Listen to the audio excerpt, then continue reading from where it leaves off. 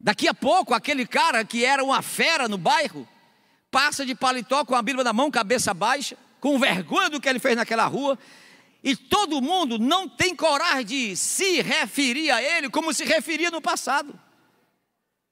Antigamente, quando ele passava, vai, fela dessa, vai, fela daquela. Agora todo mundo fica falando, o que foi que houve? O que foi que houve? E você passa e todos ficam admirados.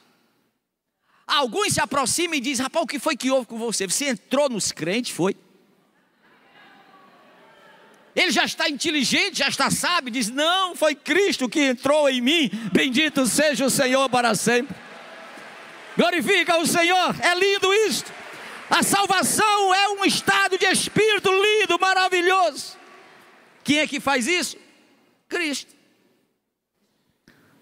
Evangelho de Jesus, registrado por São João, capítulo 7, do versículo 37 a 47. O tema da nossa aula de hoje é Cristo, o Deus de uma mensagem sem igual. Cristo, o Deus de uma mensagem sem igual.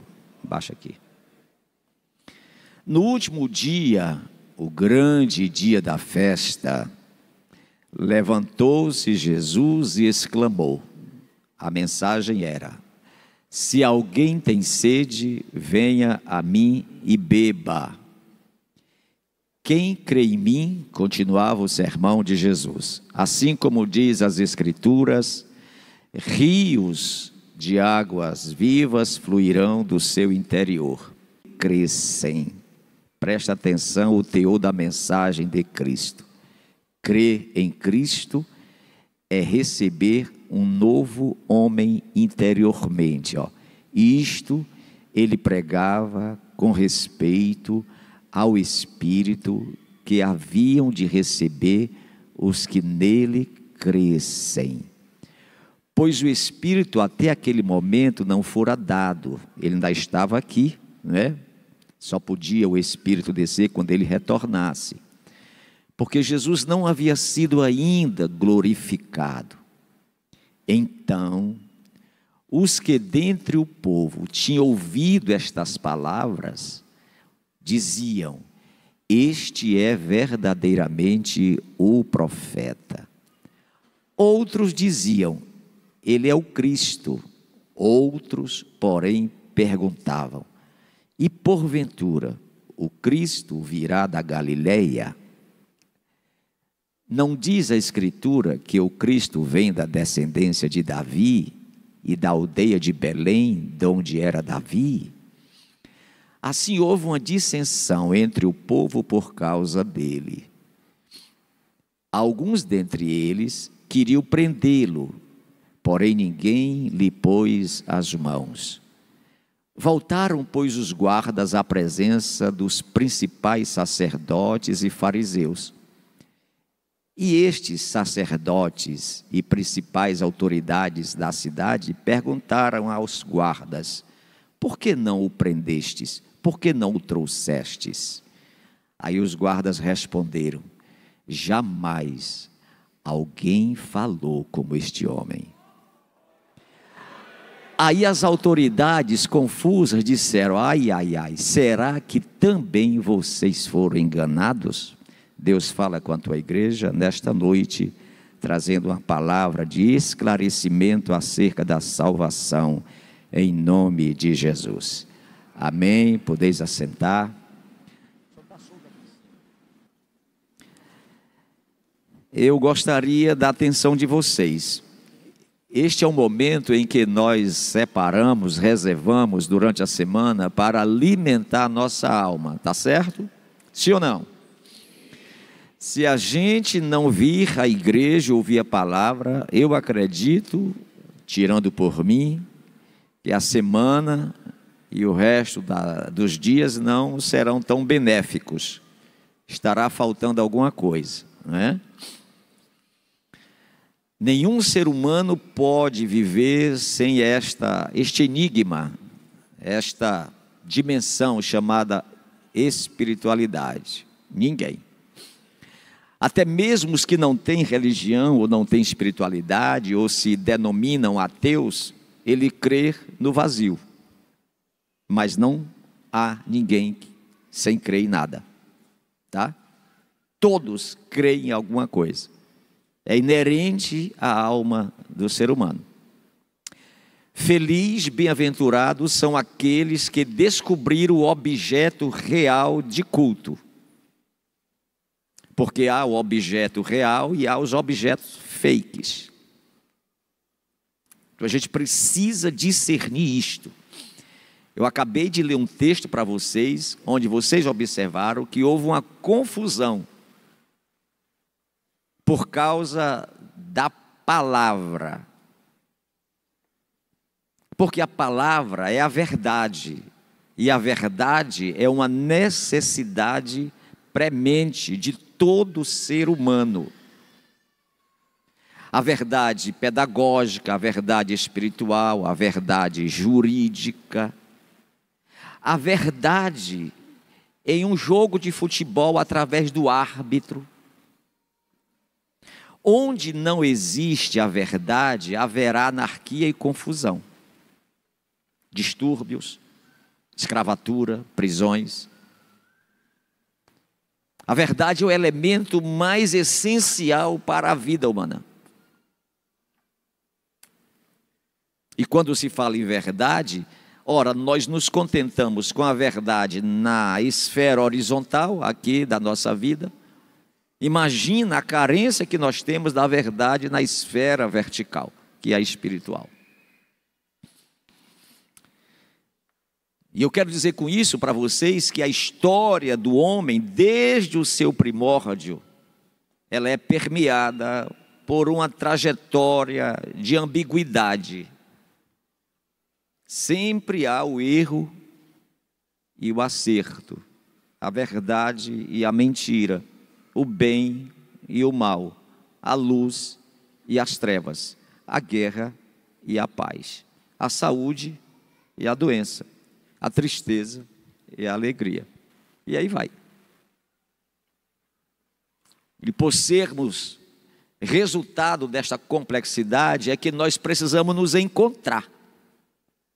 E esta é a grande sina da humanidade, se encontrar.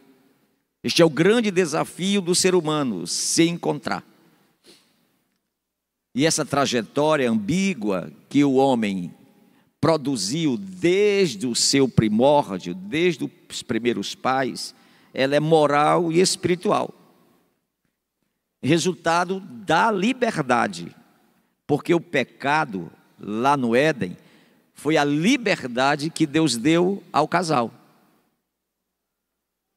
Eles eram tão livres que escolheram o erro. Então o pecado é resultado da liberdade, a queda é resultado da liberdade. Houve uma proposta indecente, mas favorável ao instinto humano. Houve uma proposta indecente, mas favorável ao instinto humano. Daí a mulher caiu e levou o homem à queda também. A história reverbera e se repete até hoje, e até quando houver homens. É a proposta indecente que alegra a alma, que traz prazer à alma, que é aceita, refutando a luz e a espiritualidade e a razão e a ordem que chateia a gente. Enquanto o espírito gosta da norma, da ordem, do correto, a nossa alma adora o errado, a anarquia, a desobediência. O espírito nos leva a andar com Deus, a alma nos leva a andar com a carne. O 8 de Romanos nos diz que a inclinação para a nossa dura cerviz, para a nossa carne, é morte. Mas a inclinação para o espírito, que é para cima, que é os valores morais, espirituais, éticos, é para Deus, nos dá vida. O salário do pecado é a morte. Então a expulsão no jardim é símbolo da punição por não haver comunhão entre a luz e as trevas. A expulsão do casal no jardim ou do jardim é exatamente porque não há comunhão entre luz e trevas, entre mentira e verdade, entre Deus e o diabo. Não há essa comunhão. Porque a queda do homem o levou a uma lei espiritual que mata, que condena, chamado pecado.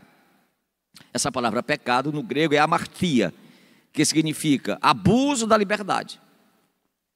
Toda liberdade abusada leva a prejuízo. Nós precisamos entender isso, é muito fácil entender a salvação. E quando a liberdade é abusada, produzindo o pecado, o erro, ocorre o caos. O caos é a quebra da norma. Aí vem a anarquia, rebeldia, e que faz um contraponto à ética moral que Deus implantou e quer implantar no homem, chamado de santidade. Santidade que significa norma, pureza, fidelidade e obediência ao Criador. Assim como nós exigimos pureza, santidade, obediência dos filhos ao Pai. Assim como o casal exige obediência, pureza, santidade, fidelidade ao cônjuge. O pecado divide o homem para com Deus. O Evangelho e a luz volta a unir o homem para com seu Criador. Nós precisamos entender isto. E interessante é que a providência de Deus em arranjar folhas no jardim para cobrir a nudez do casal, ela é simbólica. Ela cobre a vergonha. E as folhas representam a providência de uma nova vestimenta. Quando eles caem, abusam da liberdade e pecam, eles perdem o caráter de Deus, a moral, a ética, as virtudes, e tornam-se velhos, velhos homens. E aquelas folhagens representam, ou é a simbologia, de uma nova vestimenta, que a teologia científica, ou a ciência teológica, chama de caráter, nova criação, novo homem. Paulo entende isso e fala lá em 2 Coríntios 5:17, quem se aproxima e se achega e está em Cristo, nova criatura é. O pecado velho, a rebeldia, a desobediência, a anarquia, a ausência de pudor, de caráter, de santidade, passou. Tudo se fez novo novamente. Ali Deus estava apontando para a intervenção que Ele, na plenitude dos tempos, iria trazer à humanidade. Esta intervenção, todos nós conhecemos seu nome, chama-se Jesus Cristo, que há 2023 anos veio à Terra em um fenômeno miraculoso, que foi uma gravidez extraordinária, que nunca ninguém, mulher nenhuma tinha tido antes, nem depois dele, nenhuma mulher teve e jamais terá. Porque ele não é resultado de sêmen, ele não é semente de homem humano, ele já veio pronto, não sei como, não me pergunte, a ciência até hoje não sabe explicar, mas ele foi introjetado no ventre virgem, puro, de um adolescente, escolhido a dedo pelo Criador. É uma resolução de Deus de trazê-lo ao homem, para que o homem olhasse, visse e obedecesse, e refletisse, e analisasse, e entendesse que precisava retornar ao caminho de Deus. Mas nesse interregno da queda do homem até o envio do Filho de Deus, que é a intervenção ao mundo, a humanidade viveu em trevas. Trevas. Desde a queda de Adão e Eva até a chegada de Cristo lá em Belém, nós estivemos lá, né? descemos ali, dentro daquela rocha, onde os pastores guardavam seus rebanhos, descemos ali, e ficamos de frente àquele monte ali em Belém, quando naquela noite, os pastores que estavam ali, viram a estrela, e os anjos desceram ali, nós estivemos ali. Eles disseram: acaba de chegar, acaba de nascer, acaba de começar a história de restauração do homem. E o que foi que houve? Jesus Cristo, o Filho de Deus, veio à terra, bendito seja o Senhor. É algo extraordinário. Então, de Adão, é tanto que Romanos capítulo 5 em diante, Paulo chama Jesus do segundo Adão. Então há esse interregno do primeiro Adão caído, rebelde, desobediente, para esse segundo Adão enviado. Um caiu, outro foi enviado. Um morre, um é eterno. Um conduz a humanidade ao pecado, o outro conduz a humanidade à salvação. Então, neste interregno, do primeiro Adão para o segundo, Cristo, a humanidade viveu em trevas. De quê? Da espiritualidade. Da espiritualidade. E como é que ela fazia para conviver com o seu vazio espiritual? Preste atenção nisso. Se socorria de aparências, de tipos, de símbolos. Todos nós sabemos, por filmes, documentários, ou ao vivo, como já fomos, quem vai ao Oriente Médio, a Israel, sabe disso, que os sacerdotes criados pelas sociedades, as religiões depois de Adão eram criadas pelos homens, né? Faziam sacrifícios de animais, culto aos astros, né? Culto aos ídolos, sendo muitos deles reis e imperadores. Cada sociedade contribuía ou construía sua divindade. De Adão a Jesus, período de trevas, trevas espirituais. As religiões e cultos tornaram-se instituições culturais e humanas, desde Adão até Jesus. Estes, pela Bíblia, 4, 5 mil anos, 6 mil anos, os homens, as sociedades, as gerações conviveram produzindo deuses culturais. Quem estuda a história sabe muito bem disso, né? Cada sociedade criava a sua divindade. Egito, Roma e Grécia construíram uma miscelânea de deuses mitológicos, né? Com ideias extraídas da mente, deuses fictícios, ilusórios. Isto posto, observa-se que pela ciência teológica, contando de Abel, Caim e seus pais esses 6 mil anos, a civilização esteve presa a uma cultura religiosa inferior, humanista, baixa, gerida, gestada a partir da mente humana, a partir da criação de ideias humanas. Uma religiosidade mecânica, sem vida e sem sentido, sem esperança, sem paz, né? É óbvio que com a intervenção divina, que é a chegada de Cristo, do Filho de Deus, houve um choque, gente, cultural, religioso e espiritual. Olha para mim, é aqui que nós entendemos, inclusive, por que no Brasil nós estamos dentro deste choque cultural e religioso também. Cristo chega com a nova mensagem, dizendo para aquelas civilizações que as religiosidades e as espiritualidades que eles estavam a cultuar, a adorar, não tinha base. Vocês não estão assistindo no Brasil nós sermos taxados de fundamentalistas, intolerantes? Vocês não estão assistindo no Brasil uma minoria atacando a igreja? Nunca nós estivemos tão perseguidos no Brasil como hoje. Por quê?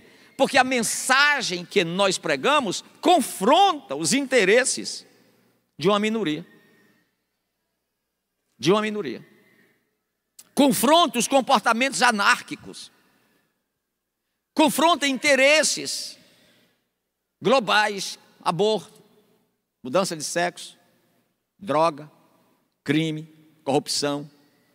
Engraçado é que quando Jesus chega e prega o seu discurso, que não era dele, era do Criador dos homens, do Deus Todo-Poderoso, o choque foi o mesmo.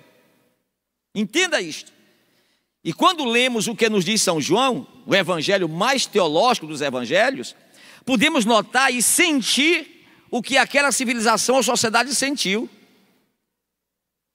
Veja o que está escrito em São João, capítulo 1, versículo de 1 a 5. São João, capítulo 1, versículo de 1 a 5. No princípio, isso é João explicando à sociedade judaica que Cristo não era um forasteiro. Ele está dizendo quem era Cristo. No princípio era o Cristo, ou o verbo, a ação. E o verbo, ou Cristo, a ação, estava com Deus. Ele também era Deus. 2. Ele estava no princípio com Deus. O que é que João está dizendo? Ele não é um estranho no ninho. O que está acontecendo entre nós não é algo aparente, criado pelo Império Romano, ou pelos filósofos da Grécia. Não é. É algo antigo, é algo pré-estabelecido. Todas as coisas foram feitas por intermédio dele. Sol, lua, estrelas, homens, mar, tudo. Sem ele, nada do que foi feito se fez. João estava dizendo: este Cristo é Deus humano descendo entre nós. A vida estava nele. E a vida era a luz dos homens. A vida era a luz dos homens, o conhecimento dos homens, a iluminação dos homens, a espiritualidade dos homens. E a luz resplandece nas trevas, e as trevas não irão prevalecer contra ela. Quem é este fenômeno? Jesus. João está falando deste Cristo que acabara de chegar. E ele está trazendo o currículo dele, o histórico dele, dizendo para eles: vocês precisam se despir das folhas lá do Éden. Vocês precisam desta nova vestimenta que está chegando, a original, perdida lá no Éden. No Éden, o Criador e ele cobriu a vergonha de vocês, o mau caratismo, a falta de respeito, com folhas passageiras, temporárias. Mas ele agora é a vestimenta definitiva. Ele é o cordeiro que tira, que arranca o pecado do homem e o transforma.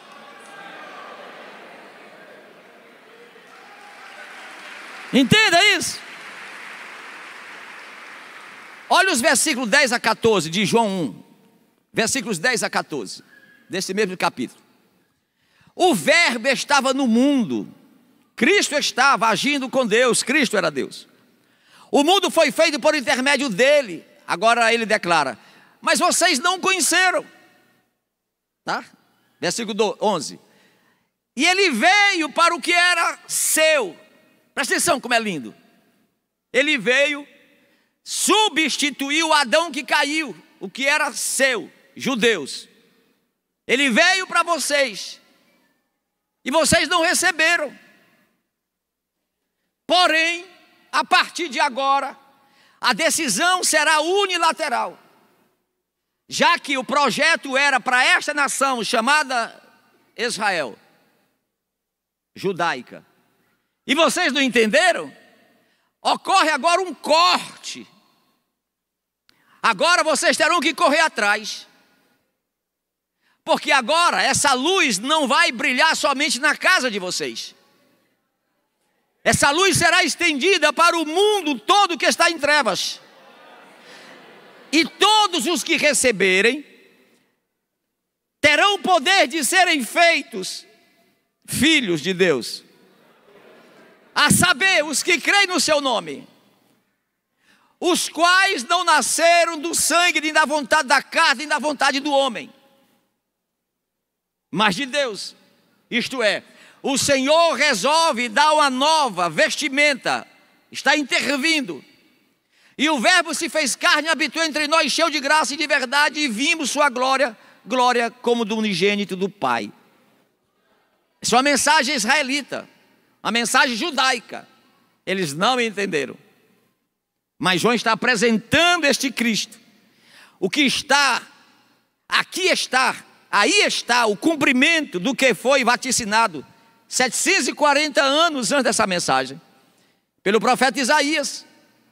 Isaías capítulo 9, versículo 1 e 2. Veja o cumprimento disto que João está pregando.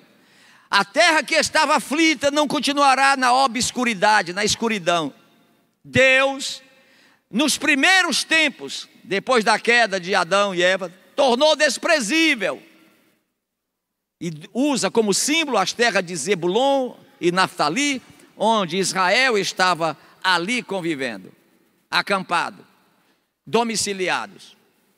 Mas nos últimos tempos, que é a plenitude dos tempos, tornará glorioso o caminho do mar Mediterrâneo, além do Jordão, Galileia dos gentios. E o povo que andava em trevas viu grande luz, e aos que viviam na região da sombra da morte resplandeceu-lhes a luz. A luz que chega para Israel, para os judeus, agora vai para as margens do Mediterrâneo e atravessa e vem para a Europa, chega no Brasil, na América do Sul, limpando a humanidade, fazendo uma faxina na humanidade, daquilo que eles conheciam apenas como símbolo, que era a religiosidade.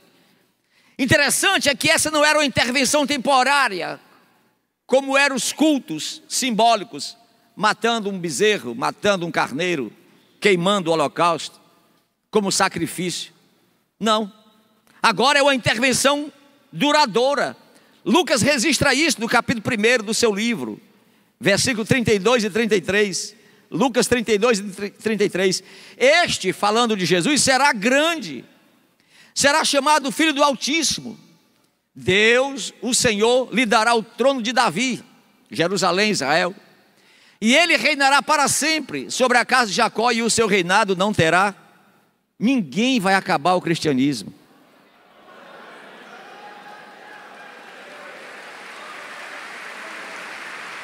Ninguém vai destruir o bojo da espiritualidade inaugurado por Deus, o Criador dos homens, quer homens bons, quer homens maus.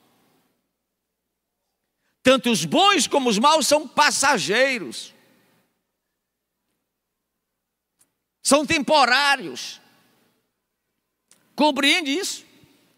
Paulo, o apóstolo maior do cristianismo, entende a mensagem divina, bem como a situação condicional da humanidade, e nos diz lá em Efésios, olha o evangelho se abrindo, saindo daquele espectro de Adão até Cristo, e chegando em Cristo, abrangendo toda a humanidade. Olha o que diz Paulo em Efésios, capítulo 2, versículos 1 e 2, e depois o versículo 5.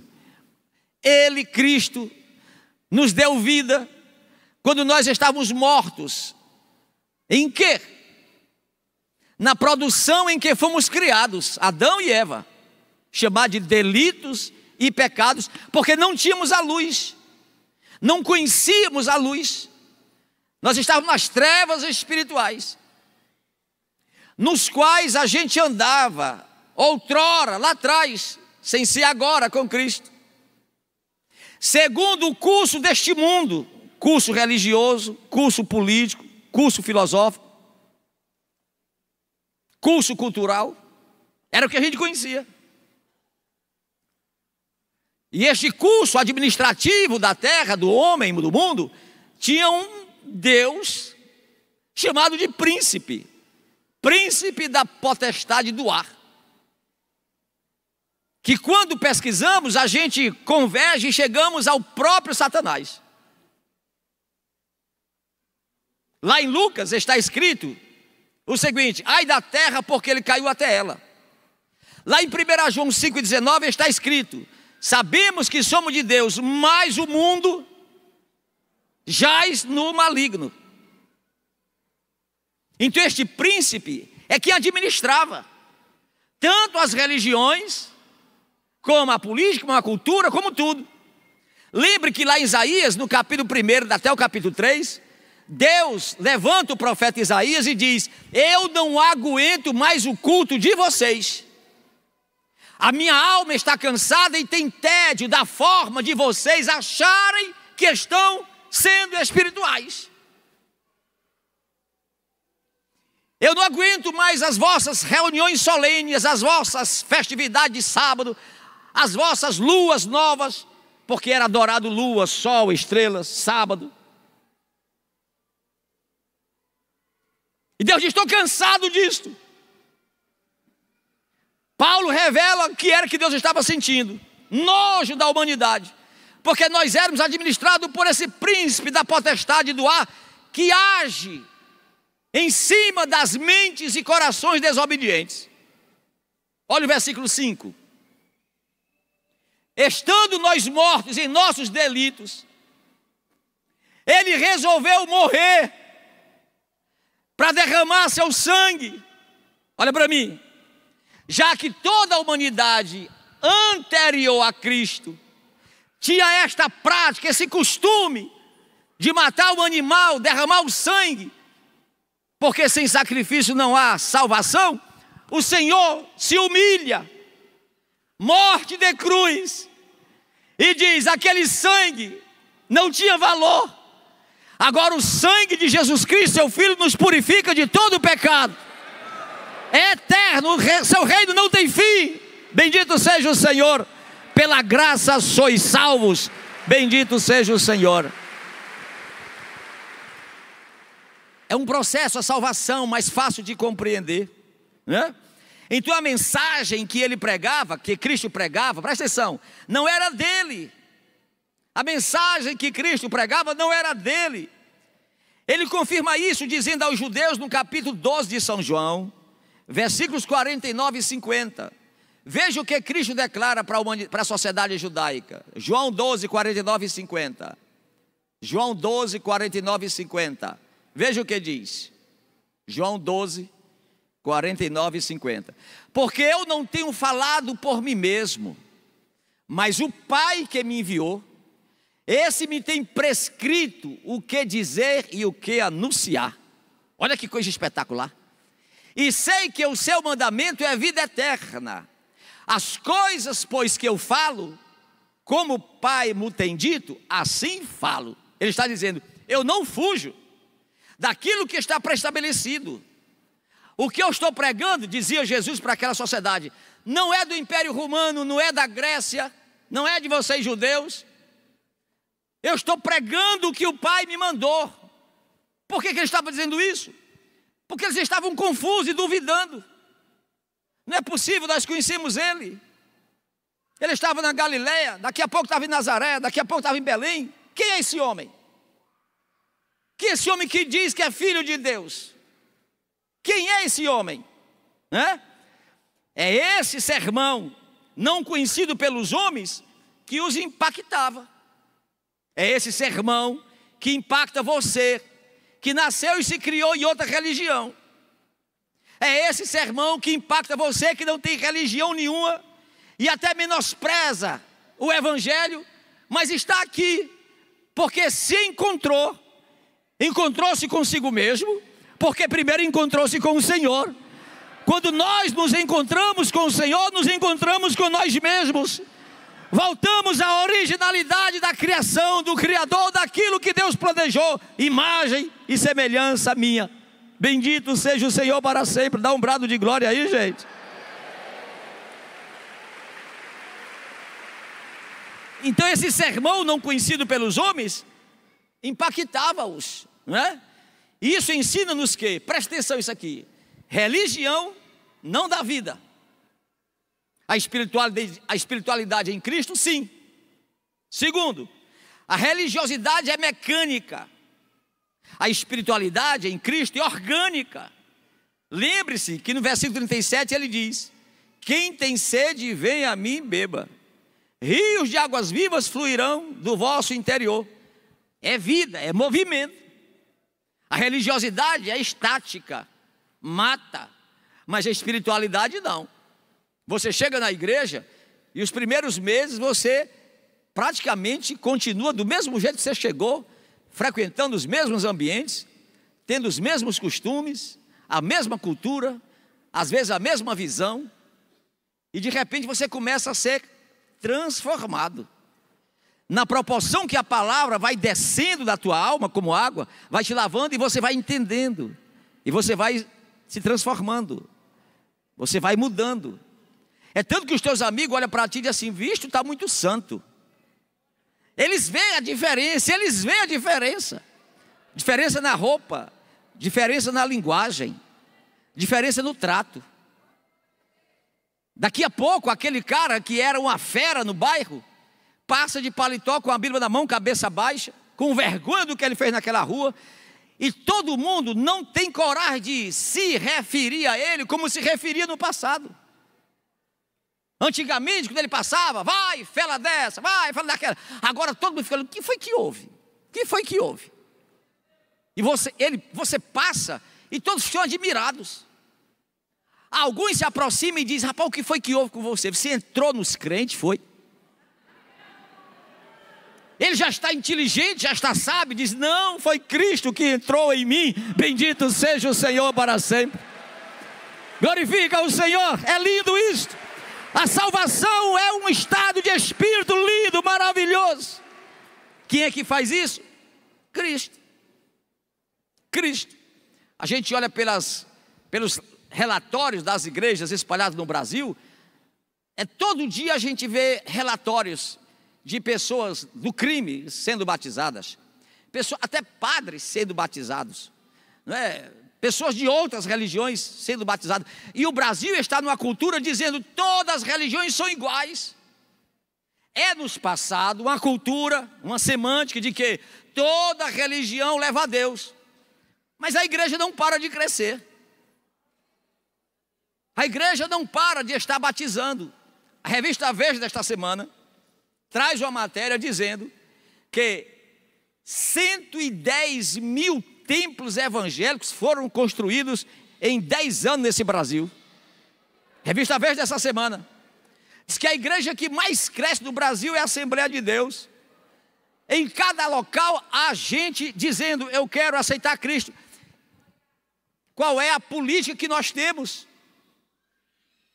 Qual é o poder que nós temos? E olha que todo dia a imprensa midiática, fechada, privada ou aberta, é pau nos evangélicos, é todo dia, cacete. Estamos com vergonha de dizer na universidade que somos evangélicos. Estamos com vergonha de preencher o documento com a sua profissão. A gente não diz que é pastor, professor, psicólogo, alguma coisa. E o pau quebrando em cima da gente. As mensagens mais desvirtuadas possíveis. E o que é que está acontecendo? Que o povo todo está correndo para o evangelho. É porque o que a política não faz, o evangelho faz. O que a justiça não faz, o evangelho faz. O que a leitura da mão, a bola de cristal, os búzios, pedra não faz, o evangelho faz.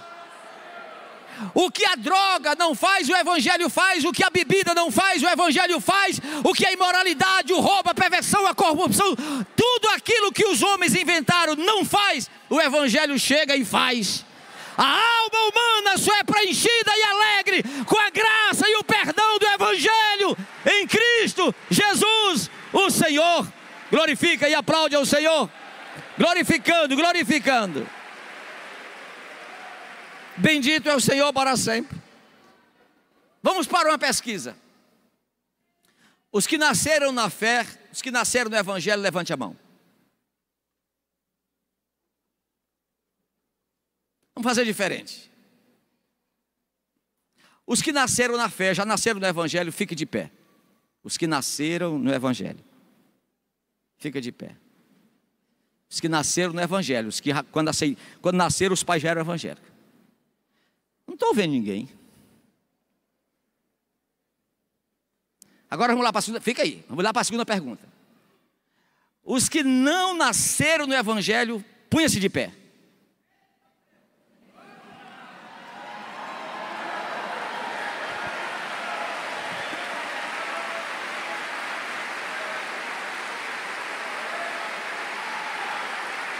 Glorifica o Senhor, bendiga o nome do Senhor, bendize o nome do Senhor, bendiga o nome do Senhor. Glorifica, aplaude mais forte, Ele merece, Ele merece, Ele merece, Ele merece. Se vire para quem está do seu lado e diga: bem-vindo, nós somos filhos de Deus. Diga: bem-vindo, nós somos filhos de Deus. Diz para a tua esposa aí: bem-vindo, nós somos filhos de Deus. Dá um abraço aí nessa pessoa que está ao teu lado. Diga: nós somos salvos. Diga para o inferno se estremecer: nós somos salvos em Cristo Jesus, o Filho de Deus. Glorifica, exalta o Senhor. Bendito seja o nome do Senhor para sempre. Deixa sentar.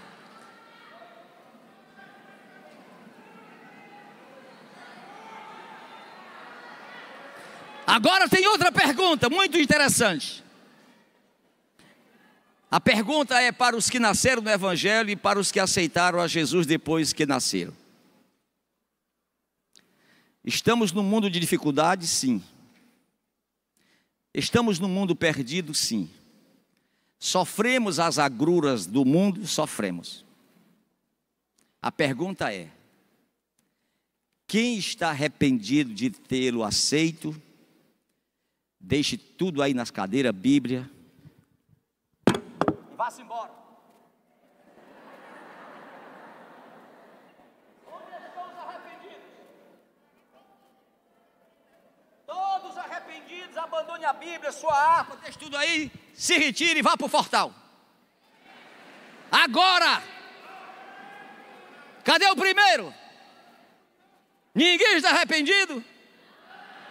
Agora, quarta pergunta: quem está arrependido de não ter conhecido o Senhor muito há mais tempo? Dá um brado de glória.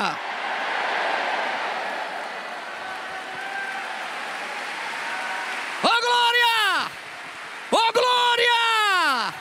Bendito seja o nome do Senhor para sempre. A mensagem de Cristo mexeu com a nossa alma. A mensagem de Cristo mexeu com o nosso espírito. Entenda uma coisa: a religiosidade mata, a espiritualidade em Cristo vivifica. A religiosidade não muda o homem, a espiritualidade em Cristo transforma o homem. No texto lido, Cristo está causando o maior conflito espiritual naquela sociedade. Diga comigo: salvação que não gera conflito não é salvação. Cristo está causando o maior conflito naquela sociedade. Por quê? Porque primeiro ele diz assim: olha, o primeiro conflito começa dentro da casa dele. Presta atenção, irmão. O primeiro conflito começou dentro da casa de Cristo. Vou contextualizar aqui rapidamente. Pastor, não posso vir mais para a igreja, porque minha mulher disse que vai me deixar se eu continuar sendo crente. Ou vice-versa. Pastor, meus pais não permitem eu ser crente. Esse é o primeiro levante do inimigo para não perder você. Isso aconteceu com Cristo. Olha o versículo 5 do capítulo 7. Na própria família de Cristo aconteceu um episódio interessante. Nem mesmo seus irmãos criam nele. Estão vendo? Como a salvação impacta, cria dilema. Após um duro sermão, onde Pedro quis ir embora, seus discípulos pediram para ele se retirar da Galileia. E disseram isso: ó, se retira daqui, teu sermão não é de Deus, você é muito duro, nem teus irmãos creem em você. Segunda coisa que aconteceu com a pregação de Cristo: gerou-se uma desconfiança de seu caráter divino. Olha os versículos 11 e 12. Versículo 11 e 12. Ora, os judeus o procuravam na festa e perguntavam: onde estará ele? E havia grande murmuração a seu respeito entre as multidões. Uns diziam: ele é bom. E outros: não, ele engana o povo. Este mesmo cenário acontece hoje em dia. Na sua casa, no seu trabalho. Porque você sai das trevas para a luz. Ninguém te via quando você estava nas trevas. Agora que você está na luz, crente besta, ou crente nojento. Já sabe quem foi promovido? Não, aquela crente. Bicha véia nojenta. Eles têm raiva da gente de graça, sem a gente fazer nada. É tão interessante isso que às vezes você é tão educado, leva lanche, divide com ela, com ele, mas ela te odeia. Na hora do cafezinho, do intervalo do trabalho, fica na mesa do restaurante da empresa. Mulher, eu não suporto ela. Olha, lá e vem essa crente. Aí a pobre da crente chega: oi meninas, tudo bem? Eu fiz ontem um bolo lá em casa e vou dividir com vocês. Aí as hipócritas e falsas: ai que bom, legal. Que batem debaixo da mesa uma na outra. Aí a irmã diz assim: tchau, já vou trabalhar que meu horário tá, não atrasa. Aí ela vai, crente, esculhamba. Eita. Todos sofrem isto, hein? Nós estamos numa luta para realizar nossos eventos. Na nossa frente, o quê? É legal demais, vamos fazer, mas tem que preencher tudo isso. Aí vem o golpe para impedir. Luta, guerra.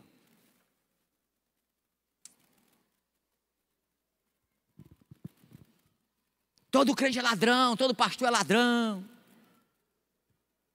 Não vê o beijoca passava aqui e me esculhambava. Lá está ele acolá. Fica de pé, incrédulo.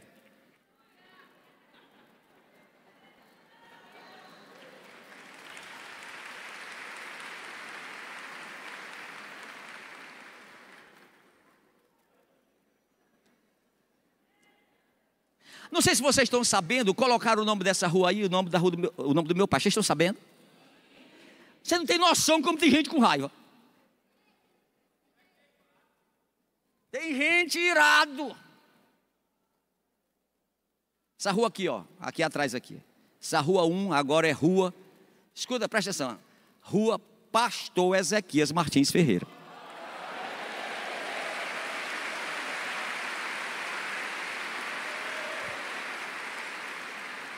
Aí para o cão ficar mais endemoniado, a avenida da frente é Reverendo Silas Munguba. 2 pastores, da frente e na lateral. Tem noção como é que está o diabo com esse pedaço de rua aqui? E eu só para matar o diabo de um bofe, de raiva, no chapéu, eu vou cuidar dessa rua. Vou mandar limpar, vou pedir asfalto, vou deixar tudo bonitinho. Só para fazer raiva o cão. Quem sabe se futuramente isso aqui não vai ser bairro Canaã?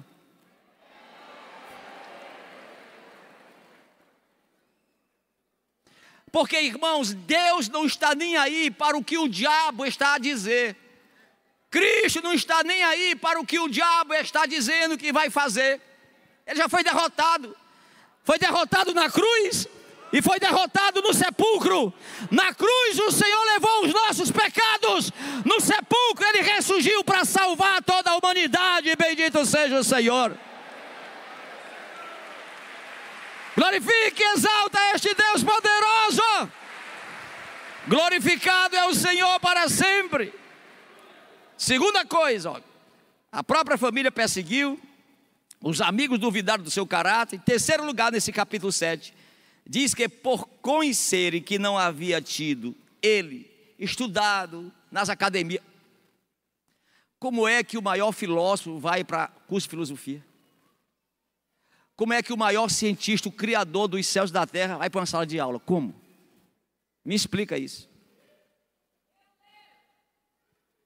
Aí começaram a procurar,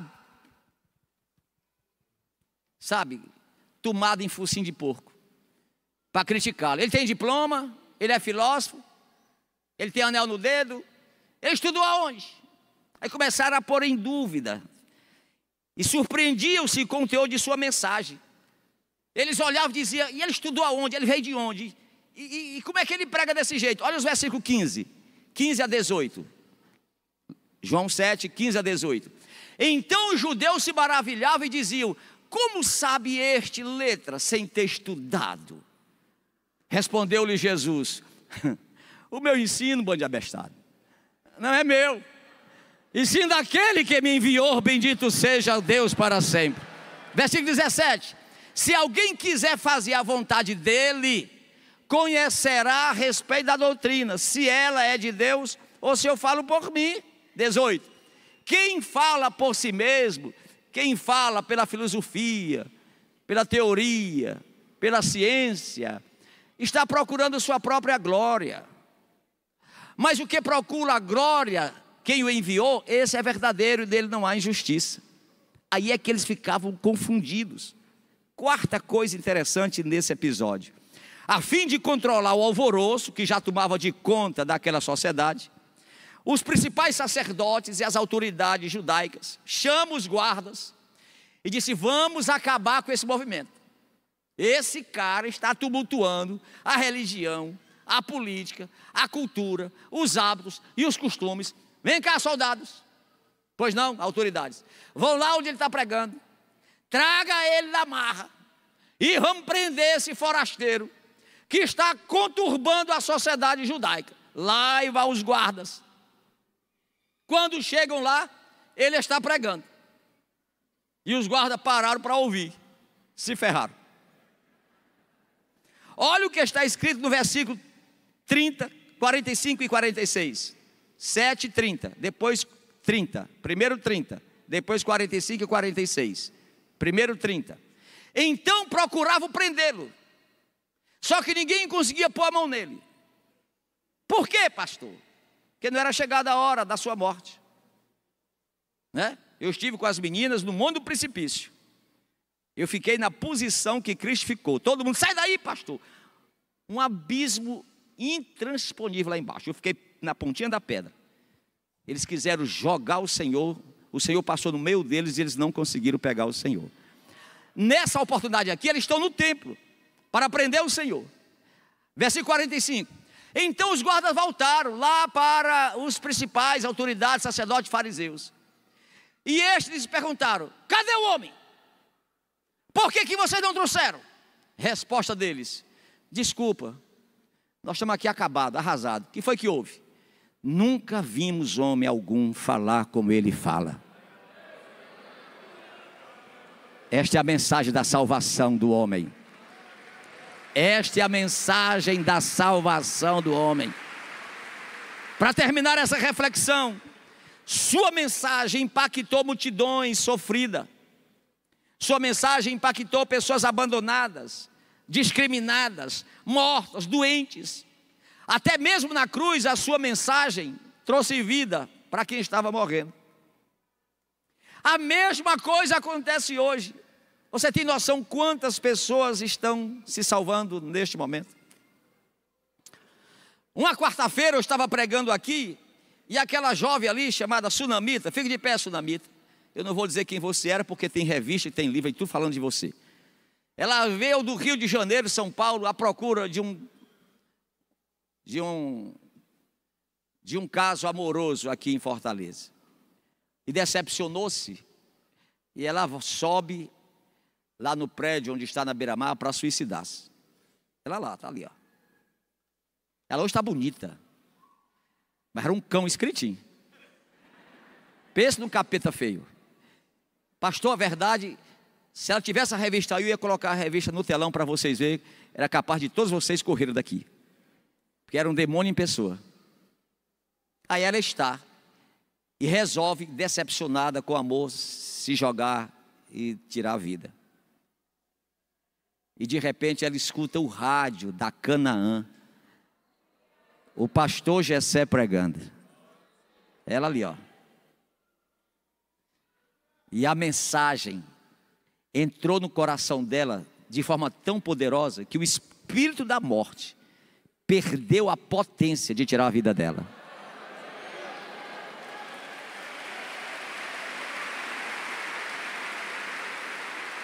Olha a Sunamita hoje aí. Trabalha na livraria da igreja. Todo dia passa mensagem para mim atribulada. Eu digo, Jesus está no barco. Jesus está no barco. Jesus está no barco.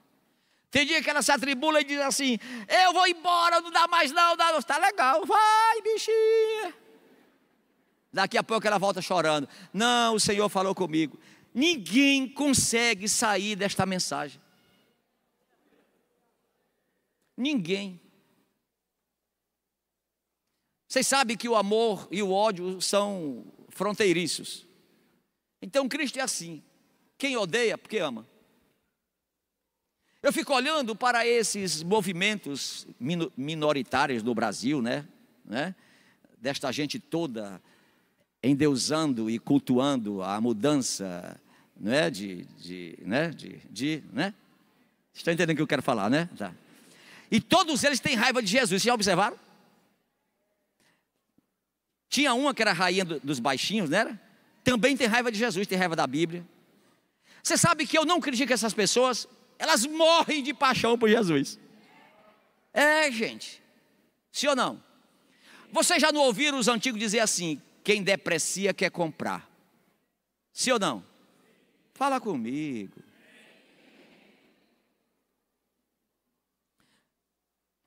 Quando o homem põe muito defeito numa mulher, ou vice-versa,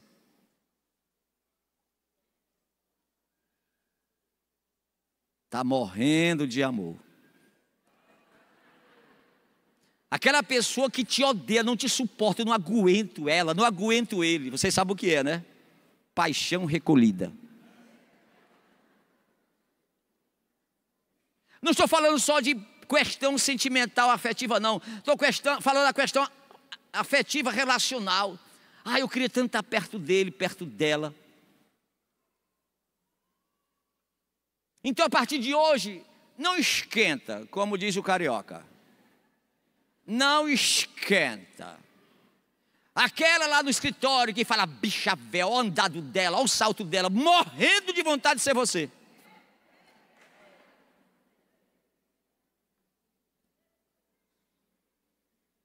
Aqui tinha uns camaradas que tinham ódio do irmão Fernando. 3 deles chegaram para mim, assim, na cara de pau, nós vamos descer desse altar que ninguém aguenta esse cara. O irmão Fernando ficou triste, quis chorar. Aí eu, meu Deus do céu, que vontade de ser o irmão Fernando. É, meu filho. Então, a partir de hoje, não se zangue com eles, não se zangue com elas. Esse povo que odeia o Senhor, se revolta com o Senhor, uma vontade tão grande de estar perto dele. Vontade tão grande de pregar como o pastor Jessé prega. Vontade tão grande de cantar como as meninas cantam. Vontade tão grande de ter o carro que você tem, o cabelo que você tem, a alegria que você tem, a felicidade que você tem, a paz que você tem, a empresa que você tem, a confecção que você tem, a padaria que você tem, a farmácia que você tem. A partir de hoje, para de ficar atribulado e começa a sorrir. Olha para mim aqui, seus crentes abençoados. Para de sofrer por quem te inveja. Lá em casa tem um gato que eu estou doido para aprender a andar como aquele gato anda. Gente, é legal demais o andar do gato. Como é? É o andar de humilhar seu inimigo. O inimigo está querendo destruir você, acabando com você, você nem liga. Anda assim, ó. Nem liga. Cabeça levantada. Tô nem aí. Ninguém vai tomar o que o Senhor te deu. Ninguém vai destruir aquilo que Deus construiu para você. Ninguém vai acabar com ninguém.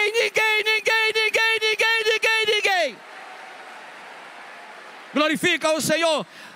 O que o Salvador te deu, o condenador não tomará. Bendito seja o Senhor para sempre. Então para. A mensagem que há dentro de você é poderosa. E para encerrar, meu Jesus, para Nicodemos, Jesus disse assim, ó: nasça de novo. O cara ficou confuso e teve que nascer de novo. Para a samaritana, não resolvida sexualmente, o Senhor disse: para de pecar, a tua fé te salvou, tornou-se uma missionária. Para a mulher pega em um ato sexual ilícito, ele só fez olhar e disse: não peques mais. Não era muita coisa não, era simples, não é? Para Zaqueu, que tirava dos pobres para agradar os romanos e ficar rico, Jesus disse assim: hoje veio salvação na tua casa. Jesus só disse isso. Quando Jesus disse, ele disse assim: eu quero falar. Aí o Senhor disse: o quê? Eu quero devolver o que eu roubei. Jesus não mandou não. Só disse assim: hoje veio salvação nessa casa. Que discurso poderoso. Sim ou não? Para o ladrão na cruz, que olhou para ele e disse assim: eu reconheço tudo que eu fiz, o que é que eu faço? Ele disse: hoje estarás comigo no paraíso. Para a viúva de Naim, que o marido tinha morrido poucos dias e morreu o filho, chorando, levando para o cemitério, ele parou e disse: menino, vem cá. O menino levantou-se, ele olhou para a mãe e disse: pode parar de chorar. Parou de chorar. Para Lázaro, diante da irmã Maria, Marta e Maria, disse: Lázaro, meu amigo, vem cá. O cara 4 dias de morto, 4. Vem aqui, meu filho, quero falar com você. Imagina, o caixão se abrindo, e Zaqueu se torcendo, se contorcendo dentro do sepulcro, as vísceras voltando ao normal, o cérebro que já era uma lama, toda a lama voltando a ser cérebro novamente. Imagina, aí Lázaro sai. Imagina a gritaria do povo depois de 4 dias o cara enterrado. Imagina, mensagem simples: vem cá, quero falar contigo. Para o paralítico no tanque de Betesda, 38 anos, o Senhor disse: o que é que você faz aqui? Sofrer. Há 38 anos eu estou aqui. Eu estive lá no tanque de Betesda já 2 vezes. E eu fico imaginando naquele local. O Senhor disse: o que é que você está fazendo aqui? Não tem quem me pegue e coloque na água quando o anjo desce para toldar a água, e o primeiro que desce é curado. Quando eu vou descer, já tem gente que deu gorjeta, já tem gente que já pagou, desce primeiro que eu. Estou aqui há 38 anos. É mesmo, é. Pois levanta, pega a tua cama e vai-se embora. Bendito seja o Senhor para sempre. É este Cristo que está hoje aqui, presencial, virtual, dizendo: o que tu queres? Estou contigo. O que estás cansado, venha de a mim, e eu vos aliviarei. Eu sou o caminho, a verdade e a vida. Discursos simples, mensagens simples, que muda totalmente. Você tem noção quantos milhões de pessoas Deus tem salvo desse Brasil? Vocês precisam ver, eu já subi no Morro do Rio de Janeiro 2 vezes. Legal demais, gente, é fascinante. Os caras com rifle, que dá para derrubar helicóptero, e a gente passa, e eles pedem a benção, a gente: benção, pastor, ore por mim, pastor. Você sabe o que é isso? Você sabe o que é um pastor reconhecido, que chega ali, e eles se ajoelham, choram? A gente entra aqui nessas comunidades, tá? Babilônia, Rosalina, entendeu? Estava conversando com o irmão Osani ontem, e ele estava aí na Rosalina, pregando. Houve um tiroteio lá, e chegou o chefão e disse: olha, pode ficar aí, ninguém mexe com vocês. Eles sabem, irmãos, que a bala lá de cima é mais poderosa do que a bala daqui de baixo.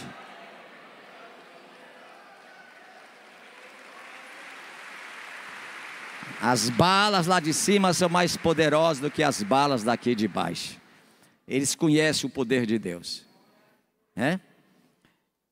Durante a pandemia, os irmãos foram dirigir e distribuir cestas básicas. O irmão Zani foi com a equipe lá para o Morro Santa Terezinha. Eles estão lá distribuindo e evangelizando, e eles pediram: você podia subir. Aí o rapaz que fica lá embaixo, o vigia, passou o rádio pro chefe. Chefe, tem um pastor aqui com um bocado de gente, distribuindo cesta básica, quer subir aí o morro. Eu deixo. Aí disse, quem é o pastor? O cara falou lá, o chefão. Aí disse, é o pastor Osani. De onde? Ele é da igreja Canaã. Pum! Aí disse um palavrão bem grande. Rapaz, agora ferrou. A minha mãe apaixonada. Pergunta como é o nome do pastor dele. Aí, cidadão está perguntando como é o nome do seu pastor. O pastor já sai agora. É esse mesmo. Minha mãe é tarada por esse cara, rapaz. Manda subir, manda subir, manda subir. Chegaram lá em cima pro Mozani. Rapaz, você vai ter que trazer aquele pastor aqui. Minha mãe é doida. Estamos devendo essa visita, né? Estamos devendo essa visita. Eu acho que eu vou. Eu acho que eu vou. Minha mãe é doida por aquele cara. Traga ele aqui, traga ele aqui. Eu acho que eu vou. E vou chegar lá, mãos abanando. Eles conhecem o poder daquele que me salvou e te salvou também, bendito seja o Senhor. Deus eterno, Deus santo, obrigado de verdade por esta aula, por este culto extraordinário.